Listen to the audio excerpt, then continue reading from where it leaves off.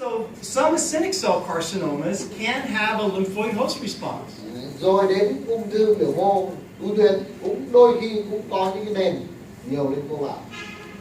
The malignant counterpart of a sebaceous lymphadenoma, sebaceous lymphadendocarcinoma, by definition, has to have malignant sebaceous cells, sometimes squamous cells, and lymphoid cells in the background. Đấy. Và đây là cái loại mà gọi là ung thư biểu mô của tuyến bã đấy, mà có nhiều lympho vào. Đấy. Vẫn có thể gặp ở đây. A lymphoepithelial-like Không phải là của tuyến carcinoma, bã mà chạm tuyến bã nên nó có tế bào vẩy ở đây. high-grade epithelioid tumor that has a lymphoid background. Rồi high grade of Yeah, lymphoepithelial-like carcinomas are usually high-grade. cái loại mà gọi là ung thư biểu mô dạng lympho biểu mô này thì thường là ác tính cao, độ ác tính cao. And also metastatic lesions. Sometimes you'll have a periparotid lymph node perhaps that's only partially involved in the lymph node. You get metastatic carcinoma and you may see lymphoid cells in the background.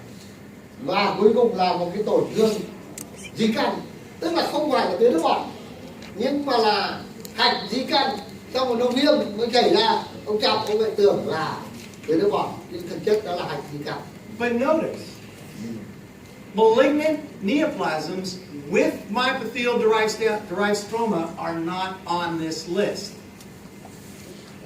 You see? Yeah. Any things like carcinomic pleomorphic adenoma, adenoid cystic carcinoma, Right. those tumors that have myepithelial-derived stroma material Nhưng mà các bạn thấy don't tức là follow, cái they cả usually cái do nhóm not mà have a có, lymphoid background. tức là cái nhóm mà gọi là có sự hiện diện của tế bào cơ biểu mô, cái nhóm ấy là hoàn toàn loại hết ra. Tức là khi mà anh không thấy cơ biểu mô mà anh thấy toàn lympho này là anh loại cái nhóm đấy ra. Okay. So let's just look at like 2 examples so I can show you how this practical algorithmic approach can work. Bây giờ tôi có 2 ví dụ để minh họa với các bạn cái quan điểm cách làm việc của tôi. Đấy là cái quy trình như thế, tức là quy trình gọi là quy trình thực hành này. Đấy, tức là người Mỹ là họ thay theo cái kiểu ấy. Có A thì không B, C, D, E, thế xong A rồi xong xuống D, theo kiểu gọi là algorithm. Algorithm mình bây giờ gọi Cách là tiếp quy cận trình. thực hành. Đúng không? Quy trình. Đưa từ cái phức tạp thành cái đơn So giản. the Phải first theo case, quy trình. this is an 87-year-old gentleman, Bây giờ một ông già 87 tuổi 20-year history of swelling in his left parotid. Trong tuyến nước bọt. có tiền sử 20 năm sưng tuyến nước bọt bên trái. Now suddenly, he notices he has compressive symptoms in his throat. He's having trouble breathing. He's having trouble swallowing. Coi như tự nhiên ông có hiện tượng khó thở. Khó thở, khó Đấy, thở. ông cảm thấy vướng gì ở trong họng. On a CT scan, notice he's got a very large bilobe mass that's actually displacing his uvula, okay? So no wonder why he's having trouble swallowing. Thế thì trên CT scan thấy 2 khối tướng thế này và nó lại còn chen cả vào đường thở của ông, đúng không ạ? Cho nên ông mới khó thở như thế. Đấy, 2 khối ấy. Okay, so what I'm going to do, I'm going to show you a couple images of air-dried material and alcohol-fixed material. We're going to start, the first couple images, I'll show you at relatively low magnification, okay? Yeah. And then we'll go to high magnification. So when we look at the low magnification slide, we want to ask ourselves the simple questions. How cellular is the lesion? Is it normal salivary gland? Do you see extracellular material? Do you see one cell type, multiple cell types? Do you see the presence or absence of myepithelial-derived stromal material?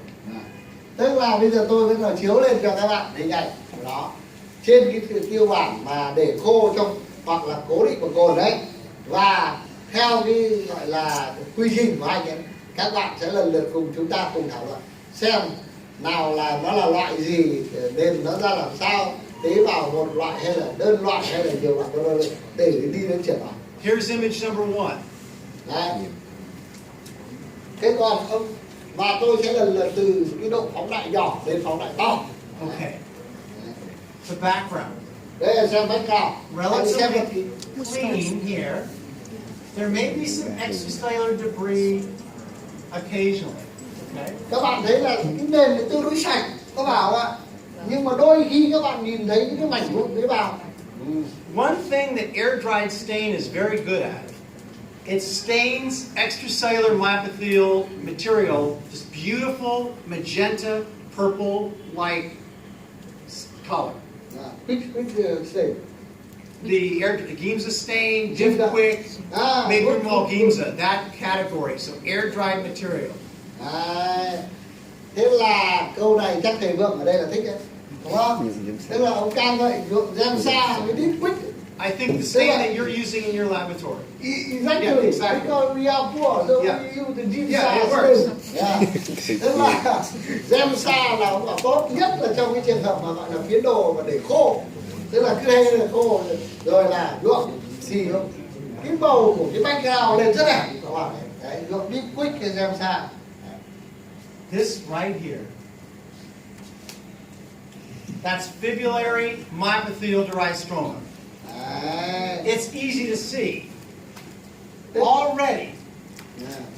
once you recognize this, it cannot be mucoepidermoid carcinoma. It cannot be a cynic cell carcinoma. It cannot be a Werthin tumor. All those lesions I showed you without myopathial-derived stroma material. Đấy. They're out the window. Đấy. Yeah. So now, even by this one image, Yeah. we've narrowed the possibilities a lot. Thế rồi tôi mới bắt đầu xem tiếp. Cái rìa xung quanh tôi thấy rất nhiều những sợi tơ như là, và tôi bảo cơ biểu mô đây rồi, và đã có cơ biểu mô rồi tôi loại hết tất cả những cái ung thư vicoid, epidermoid carcinoma rồi gì một loạt ông vừa nói ra, đúng không? Coi như đấy là cho nên mới chỉ bằng một hình ảnh thôi mình đã loại ra được rất nhiều bệnh trong cái ông này rồi. Đấy. Tức là không là cái nhóm mà không có cơ biểu mô là con tôi loại đấy, đúng không? Bởi vì tôi nhìn thấy cơ biểu mô rồi. And the other thing, we see a population of epithelial, like basaloid type cells. And they're intimately associated with the myopathial-derived stromal component. The like associated. They're intimately, like they're closely involved, you know, they collide with the stroma in some of the areas. Yeah. Okay? They blend in with it Right. in some areas of the slide here. Right. Okay? Và chúng ta thấy rất nhiều những cái thành phần mà gọi là những cái tế bào giác biểu mô nó liên kết với nhau. Okay, now a little higher power view in another part of the slide. Again, there are fragments of myopathial-derived stromal material. Đấy. Bây giờ tôi phóng to lên, tôi In thấy rất addition- nhiều những cái mảnh vụn của những cái tế bào cơ biểu mô. Here are basaloid cells that we have recognized before. Now something new is a very atypical epithelioid cell with high NC ratio. Okay? Yeah. Thế thì tôi bắt đầu you go too fast. Okay. Yeah. But that's okay. Right. So the first question is, which architectural pattern is this? Tức là ban nãy anh cứ nói hơi nhanh cho không kịp dịch, nhưng mà tức là phóng to lên thì chúng ta lại thấy một cái giác kiểu tế bào kia to tướng này, đúng không ạ? Thế và ông bảo là cái tỷ lệ nhân nó rất là cao. Đấy. Thế giờ câu hỏi đặt ra là cái kiểu hình này là kiểu gì? Let's look at alcohol fixed material. Bây This giờ is là Kapenicolau stain. bây giờ lại sang cái cũng là bệnh nhân đấy mà lại là cái tiêu bạc cố định bằng cồn. This is fibulary myopathial-derived stromal material. Thì chúng ta thấy đây này. It Đấy. looks like threads, almost cotton-like. Yeah. And there's the population of spindle cells in the stroma. Đây là tiêu bản bằng dùng bằng phương pháp mà cố định bằng cồn thì chúng ta thấy là cũng có thấy cái cơ bào cơ biểu mô nó tua tủa ra nhá, và trong cái đám đây thấy cái tế bào dạng biểu mô nhá. Đấy. Also, a population of these basaloid cells that we saw on the air-dried Rồi là thấy material. cả những cái tế bào dạng basaloid kia nhá. À. Và đây ông chỉ đấy nhanh nó không kịp dịch ấy. Let's look at another part of the slide.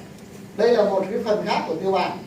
Here's more material, myopathial-derived stromal material. Đấy, chúng ta lại thấy background của nó. Here's our Có phần basaloid đầy đủ. cells. Basaloid. In some areas associated with the myopathial-derived stromal material. Đấy. In Kết hợp other lại areas where it's disassociated. Yeah. So which architectural pattern is this? Thế thì kiểu cấu trúc này là kiểu gì?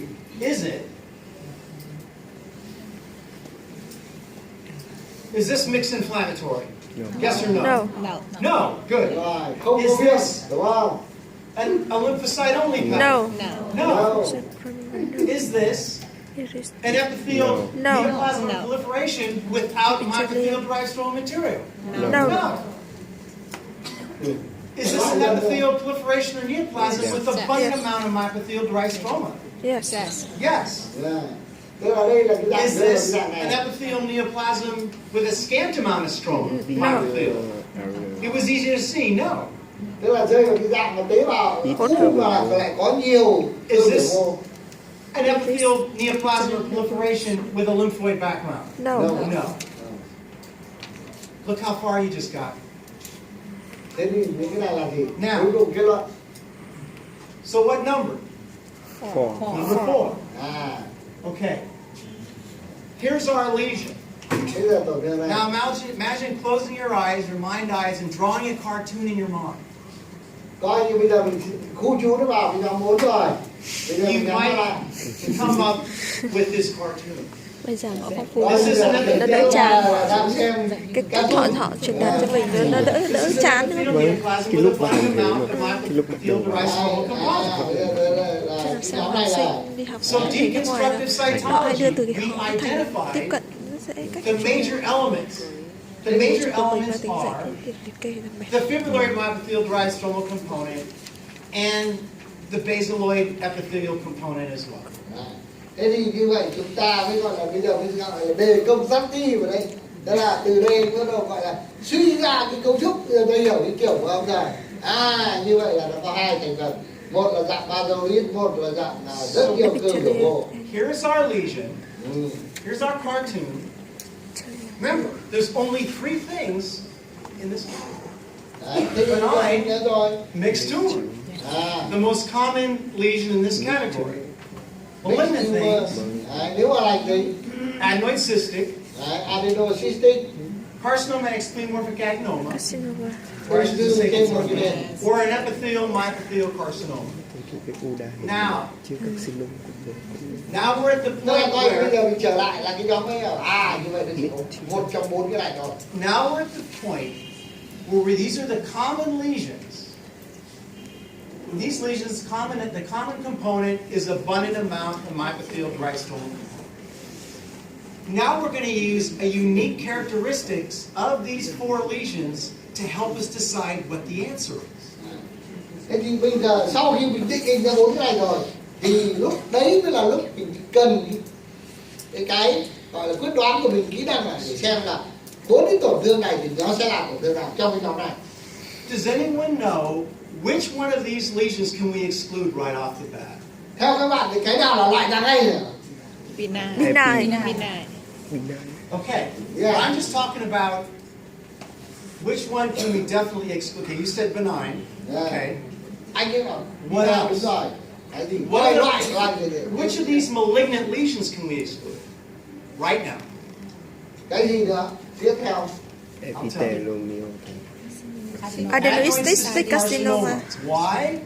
Because we saw fibrillary myopathial-derived stromal component. Đấy. That is unique to pleomorphic adenoma or carcinoma ex pleomorphic adenoma. Tức là loại tiếp được cái Adenosystic gọi là cái carcinoma. adenosystic, bởi vì mình thấy rất nhiều cái cơ biểu mô nó thẳng sợi. And also epithelial myopathial carcinoma, same thing. It doesn't have fibrillary type.